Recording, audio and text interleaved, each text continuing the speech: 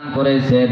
ও বন্ধু, বসার সাথে সাথে আল্লাহ আপনাদের জিন্দেগির গুনাহগুলো মাইনাস করতেছে। সুবহানাল্লাহ।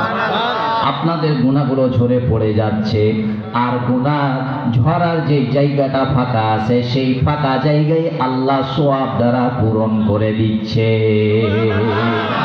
তাহলে এখানে যে বসেছেন, লাভ হয়েছে না লস হয়েছে? আরো কি লাভ হয়েছে জানেন?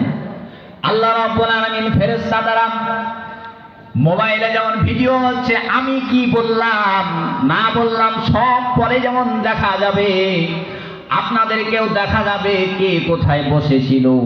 আল্লাহর ফেরেশতারা আপনাদেরকে বড় মায়া করে দয়া করে জান্নাতি বানানোর জন্য, সুবহানাল্লাহ, জান্নাতি বানানোর জন্য আপনাদেরকে ভিডিও করতেছে।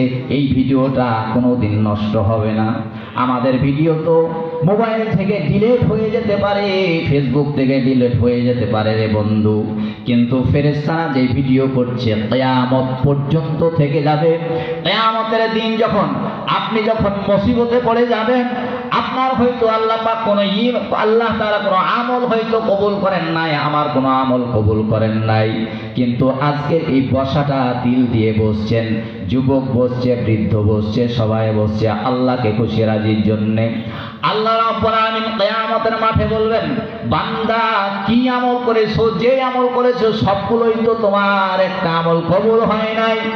আল্লাহ রাব্বুল আলামিন বান্দাদেরকে মাফ করে জাহান্নাম থেকে বাঁচায়া আল্লাহ জান্নাতে নেওয়ার জন্য সব সময় সুযোগ খোঁজেন। সুবহানাল্লাহ।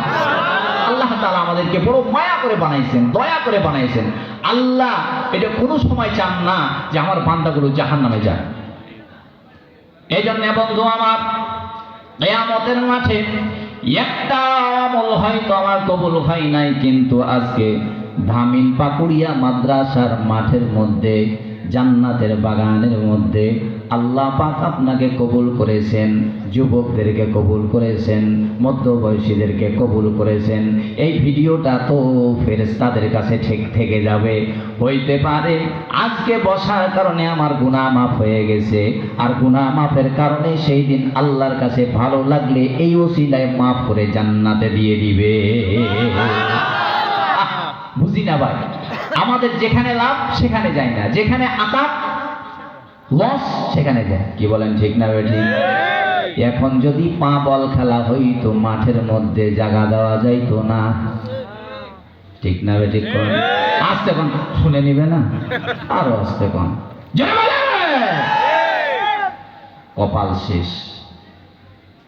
আল্লাহ রাব্বুল আলামিন বলেন সূরাতুল ইনফিতারের মধ্যে, ইযাস সামাউ ফাতারাত, যখন আসমানটা বিদীর্ণ হয়ে যাবে, ফেটে যাবে, ওয়া ইযাল কাওয়াকিবু ইনতাসারাত, যখন যেই দিন তারকারাজিগুলো ঝরে ঝরে পড়তে থাকবে,